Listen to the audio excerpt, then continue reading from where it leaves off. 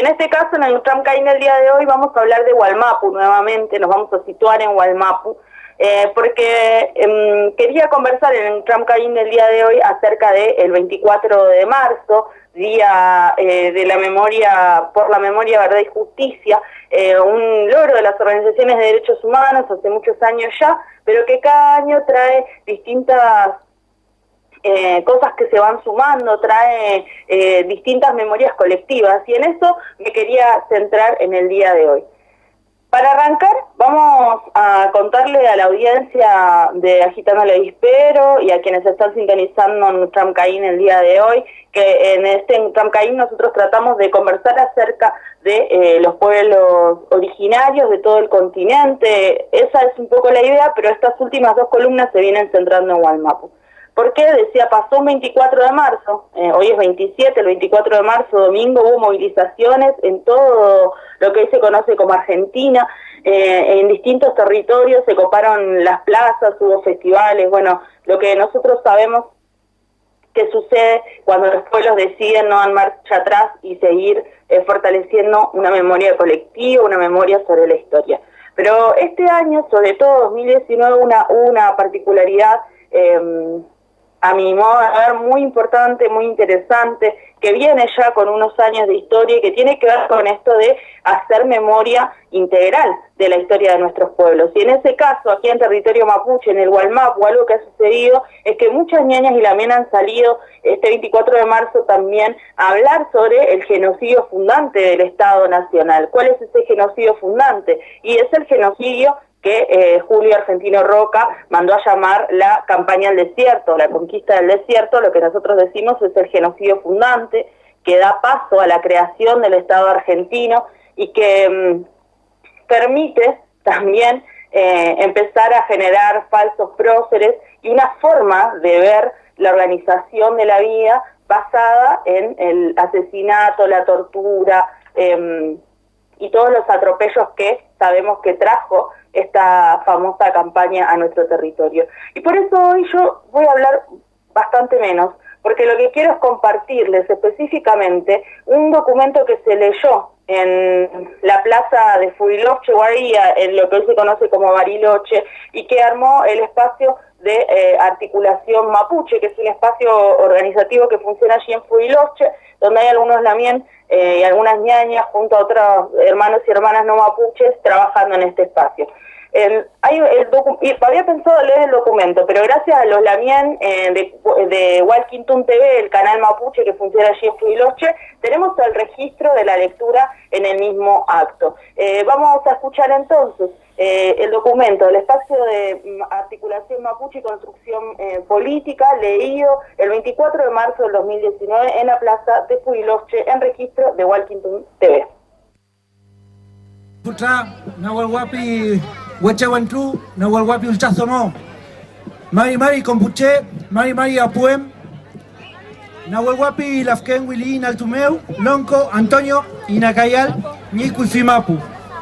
A 140 años del comienzo de la campaña del desierto, genocidio fundante del Estado argentino, pronunciamiento del espacio de articulación mapuche y construcción política, al cumplirse un nuevo aniversario del golpe de Estado de 1976. Para la última dictadura militar y cívica fue muy importante conmemorar la campaña del desierto, cuyo centenario se produjo en 1979. El Ministerio del Interior, a cargo del tristemente célebre Albano Arguindegui, encargó a la Academia Nacional de la Historia la realización de un congreso pretendidamente académico para ensalzar la supuesta gesta que tuvo como ideólogo y ejecutor a Julio Roca, 2 veces presidente de los argentinos. Ese congreso contó con el financiamiento de los gobiernos militares de Río Negro y de Neuquén, más el apoyo decidido de cierta prensa regional que hoy pasa como democrática. ¿Qué homenajeó la última dictadura militar al homenajear la campaña del desierto? Incluso antes de 1879 había comenzado el traslado masivo de prisioneros Rancul Mapuche a Tucumán para que se desempeñaran como mano de obra esclava en los ingenios azucareros. Familias enteras inventaron con su sufrimiento e inclusive con su vida las grandes fortunas de la provincia de Los Roca. Incluso antes de 1879 comenzó a funcionar el campo de concentración de Martín García, donde fueron alojados centenares de cautivos mapuche en condiciones de hacinamiento e insalubridad. Fuentes de la iglesia indican cómo muchos de nuestros Peña y Lamien dejaron de existir como consecuencia de la viruela, que inclusive se llevó a la vida de recién nacidos, de niños y de niñas. Se desarrollaron en esa isla prácticas de exterminio al facilitar el contagio entre los enfermos. Pero Martín García no fue la única experiencia y las prácticas de concentración en campos continuaron incluso una vez que se dio por terminada la conquista del desierto. También considera guerra al indio sin que hubiese dos ejércitos estatales en combate. Funcionaron en la actual provincia de Río Negro al menos 3 campos de concentración: Balcheta, Chichinales y Choel Choel. Por el testimonio de Sayhueque, sabemos que 70 de sus peñas fueron encarcelados por Villegas en el fuerte que funcionaba en Choel Choel y que desde el primer día de su cautiverio fueron sometidos a torturas diarias. Otras fuentes hablan de la muerte por inanición en Balcheta de cautivos que allí fueron conducidos, después de auténtica marcha de la muerte. El general Villegas, cuyo homenaje a través del nombre de una calle habla muy mal de la sociedad barilochense, se ufanaba en comunicaciones hacia sus superiores de haber provocado la desaparición de centenares de mapuche al finalizar la primera expedición a Nahuel Huapi. Sí, Pupeña y Pulamien, compañeros y compañeras, la última dictadura no inventó nada. Fueron hombres y mujeres mapuche con una cuna los primeros desaparecidos en este territorio que se cobró el estado del terror argentino. Preguntamos a la sociedad barilochense, ¿por qué razones aún se niega en diversas esferas el genocidio fundante de este estado? ¿Por qué cuesta asumir la continuidad con el proceso genocida que se inició en el siglo XIX, en articulación con un sistema capitalista, colonial y patriarcal? Bien sabido es que tropas al mando de Villegas fusilaron mapuches fugitivos que intentaban cruzar a nado los ríos Limay y Chimehuín. En diferentes episodios, inclusive en la propia literatura militar, pueden encontrarse rastros de vergüenza ante la magnitud de las masacres. Los vencidos y vencidas fueron obligados a trasladarse a pie o en mulas hacia los centros de confinamiento. La memoria de nuestros mayores habla de asesinatos a sangre fría, de mutilaciones, de desfallecimientos por hambre y sed, de abandono de mujeres embarazadas obligadas a parir durante la marcha. Los recuerdos que están en las historias tristes de nuestro Futraqueché encuentran respaldos en los testimonios de algunos sacerdotes que curiosamente la Iglesia se encarga hasta hoy de silenciar. También está documentada la existencia de un campo de concentración en Carmen de Patagones, donde centenares de los nuestros sobrevivieron a la intemperie durante el invierno, hasta que no pudieron más. Tanto en la localidad bonaerense como en Buenos Aires, Mendoza y otras ciudades de la Argentina, las familias mapuches fueron desmembradas. Niños y niñas fueron apropiados por familias acomodadas de la oligarquía. Niños y niñas mapuches que enseguida perdieron su identidad al imponérseles apellido Huinca. Pupeña y Pulamien, gente, hablamos de desaparecidos, de tortura, de campos de concentración, de traslados, de asesinatos, de apropiación de niños y niñas, del borramiento de identidades. Hablamos del genocidio que significó la campaña del desierto, fuente de inspiración para la última dictadura militar, también genocida. Pero el que sufrió el pueblo mapuche nunca terminó. No solo no se juzgó nunca a ningún comandante, general o coronel. Todavía el Estado les brinda su homenaje a través de monumentos, nombres de calles y escuelas, imágenes en billetes y museos. El sometimiento colonial que desde la campaña del desierto sufren el pueblo mapuche y otros pueblos hermanos está vigente y se expresa todos los días, no solo a través de las expresiones más evidentes como la represión que se llevó a la vida de nuestro Peña y Rafael Nahuel Salvo, sino también a través de prácticas más sutiles, como las que implementa la administración de parques nacionales con las comunidades en consonancia con los gobiernos y en acuerdo con las grandes corporaciones, sean transnacionales o no. Pupeña y Pulamien, vecinos y vecinas del municipio intercultural de Bariloche. Esta ciudad es producto no tan directo del genocidio que venimos a denunciar y a situar como antecedente de la última dictadura. El Furilof Mapu fue territorio mapuche con una cuna libre antes de la llegada de las columnas del ejército, y de aquí fueron desalojadas las familias que tenían como lonco a Inacayal. En cada 24 de marzo repudiamos el golpe de Estado de 1976 y el genocidio que puso en marcha contra el pueblo argentino, pero sumamos interculturalidad a la demanda de memoria, verdad y justicia, para que también se reconozca el genocidio que se cometió contra el pueblo mapuche, reconocimiento y reparación que exigimos, cárcel a la memoria de los genocidas del pueblo mapuche, ningún crimen de lesa humanidad prescribe, Taín, Futraquechayén, Petú, Mongele y Engún, soy Epegún, Rupalo Antú, Huehuaín, Huehuaín, Huehuaín, Huehuaín.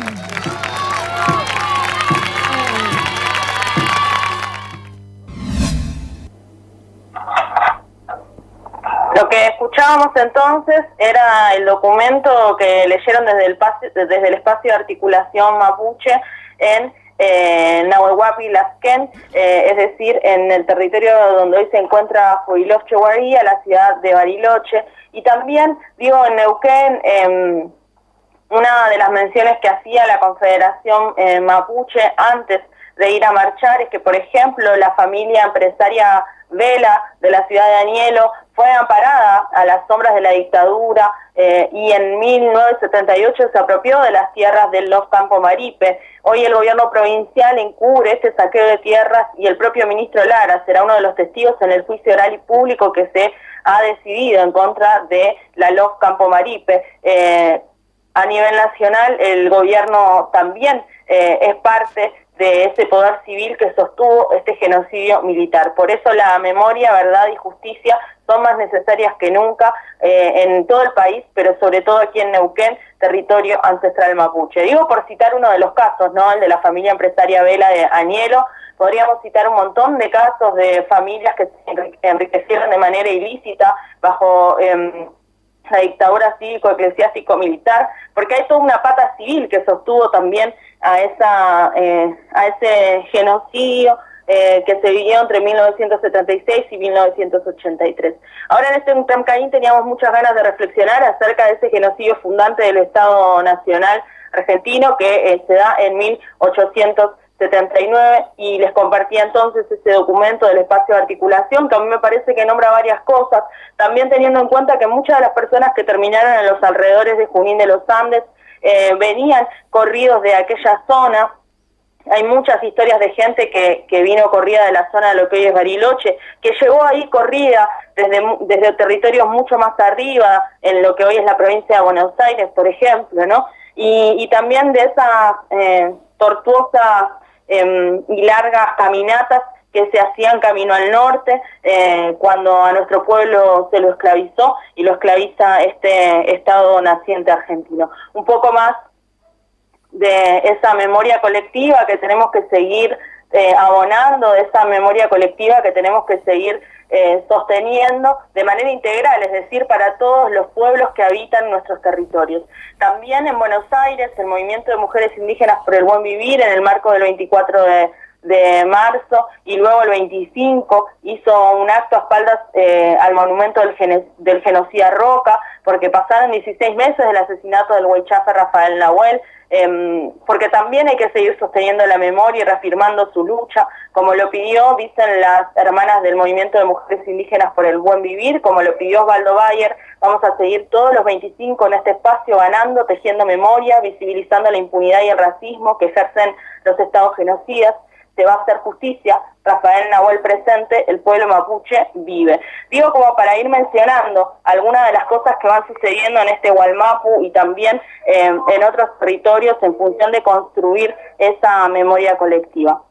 Y antes de irme, quería mencionar que ayer se conoció la noticia de que López Obrador, actual presidente de México, pidió como disculpas, ¿no? Disculpas públicas del Estado a los pueblos indígenas. Y hay un texto muy interesante de una hermana que es poeta también, Karina Vergara Sánchez, poeta mexicana, y me gustaría leer apenitas